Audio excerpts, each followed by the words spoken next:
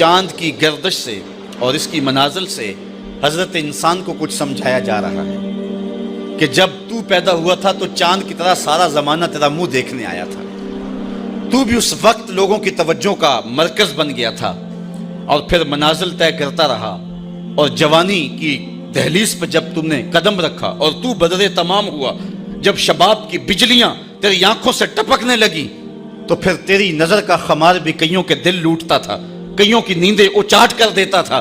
جس طرح چاند جب جوبن پہ ہو تو چکور کا دل لرزتا ہے، اور سمندر میں جوار بھاٹا پیدا ہو جاتا ہے، لہریں اٹھتی ہیں، طوفان پیدا ہوتے ہیں، تو جب بندہ بھی جوانی کی دہلیز پہ ہوتا ہے تو وہ بھی طوفان اٹھاتا ہے، دلوں میں جوار بھاٹے پیدا ہوتے ہیں۔ تو وہ لمحے بھی آئے کہ تو نے دلوں کی بستیاں اور دلوں کی دنیا پر ہلچل پیدا کر کے رکھ دی۔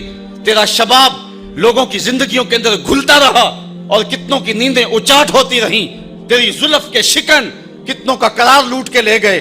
لیکن پھر وہ لمحہ بھی آیا، حتی آدھا کل ارجون القدیم، پھر بوڑھا ہو گیا، پھر تجھے کوئی دیکھنے بھی نہیں آتا، کوئی تجھ سے اداس بھی نہیں ہوتا، بچے بھی کترا کے گزر جاتے ہیں۔ کہا انسان ذرا چاند کی منزلوں کو دیکھ، یہی چاند کتنا پیارا تھا، اور آج اسی چاند کو کوئی دیکھتا بھی نہیں ہے۔ بچہ جب پیدا ہوتا ہے تو اس کی مسکراہٹ دل کھینچتی ہے، اور جب بوڑھا مسکراتا ہے تو اس وقت جو ہے لوگوں کی توجہ نہیں ہوتی۔ بچے کی زبان جو ہے وہ اڑ اڑ کے جب بولتا ہے تو اس کی توتلی زبان کا حسن دلوں میں نکھار پیدا کرتا ہے۔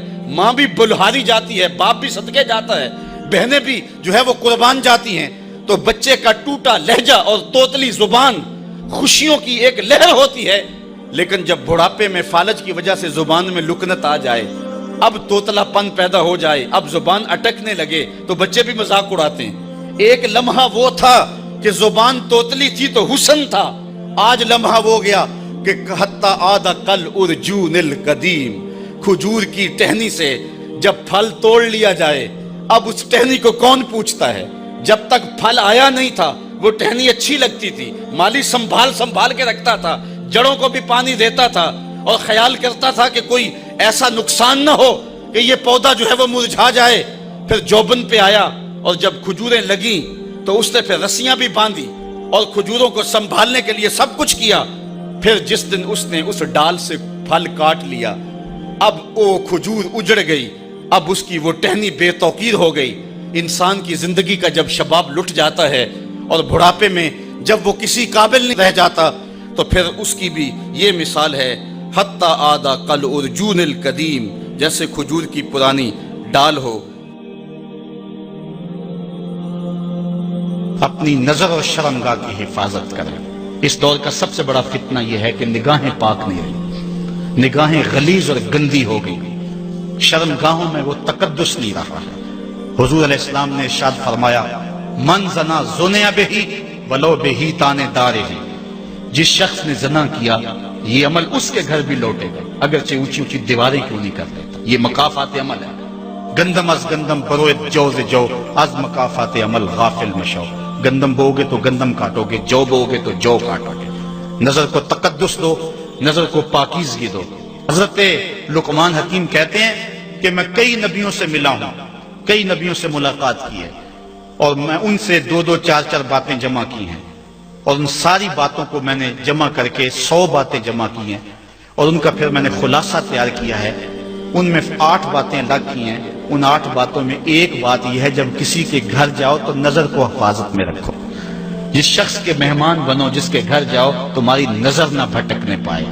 نظر اگر غیر محرم کو شہوت سے دیکھتی ہے، حدیث میں آتا ہے کل قیامت کے دن جہنم کی آگ سے بھر دی جائے گی، وہ سخت رسوا ہوگا۔ آج میڈیا کی آوارگی اور انٹرنیٹ پہ جو کچھ ہو رہا ہے، ٹیلی ویژن اور سینما جو بدتمیزی پھیلا رہے ہیں، اور موبائل پیکج جس طرح بے حیائی کو فروغ ہو رہا ہے، ہم اس کے خلاف پوری قوت کے ساتھ بند باندھیں۔ اپنی اولادوں کے ہاتھوں سے ناول چھین لو، ان کے ہاتھوں سے جو ہے وہ فلمیں چھین لو، ان کی خلوتوں پہ نظر رکھو اور ان کی حفاظت کرو۔ جس شخص کی نظر پاک نہیں ہے اس کے من میں طہارت نہیں آ سکتی ہے، دل پاک نہیں ہے اس کو جو ہے وہ باطن کا نور نصیب نہیں ہو سکتا۔ وائے قوم کشتائے تدبیر غیر، کارے او تخریب خود تعمیر غیر، از حیا بیگانہ پیرانے کہن، نوجوانا چوں زنا مشغول تن. کتنی حکمت والی بات کہی اقبال نے. وہ اپنے دور کا دکھڑا سناتا ہے جس دور سے ہم گزر رہے ہیں. اب تو عجیب حال ہو گئے. اقبال کہتا ہے یہ جو میرا دور ہے، جوان تو جوان رہے، بوڑھوں کی نظروں میں حیا نہیں رہا. آز حیا بیگانہ پیرانے کہون. بوڑھے لوگوں کی آنکھوں میں بھی اقبال کہتا ہے حیا نہیں رہا. نوجوانا چوں زنا مشغول تن. اور نوجوان عورتوں کی طرح اپنے تن کے ساتھ لگے ہوئے ہیں، اپنے تن کو سنوارنے میں ہر وقت کنگھی پٹی میں لگے ہوئے ہیں. یہ مردوں کا کام نہیں ہوتا، یہ دلیروں اور بہادروں کا کام نہیں ہوتا، یہ عورتوں کے وظیفے ہیں. در دل شاں آرزوہا بے ثبات مردہ زائن از بطون امہات. ان کے دلوں میں آرزویں کوئی اور ہی ہیں اور ماؤں کے پیٹوں سے مردہ جنم لے رہے ہیں. دخترانے او بزلف خود اسیر شوخ چشموں خود نماؤ خود دگیر. اور قوم کی بیٹیاں اپنی زلف کی خود قیدی ہو چکی ہیں اور ہر وقت جو ہے وہ اپنے آپ کو آئینے میں دیکھتی رہتی ہیں. ساختہ پرداختہ دل باختہ ابرواں مثل دو تیغے آختہ. وہ جو گھر کی رونق تھی، جو آبرو اور حیا کا دوسرا نام تھا، آج وہ دل پھینک قسم کی ہو گئی ہے. آہ قوم میں دل سے حق پرداختہ مرد و مرگ خیش را نہ شناختہ. اقبال کہتا ہائے کون کہ جو مر گئی اور اسے ابھی تک پتہ ہی نہیں چلا کہ میں مر چکی ہوں اور جینے کا سامان نہیں کرتی. حضور نے فرمایا ہر دین کی کوئی پہچان ہوتی ہے، میرے دین کی پہچان حیا ہے. اگر حیا نہیں ہے تو دین ہی نہیں.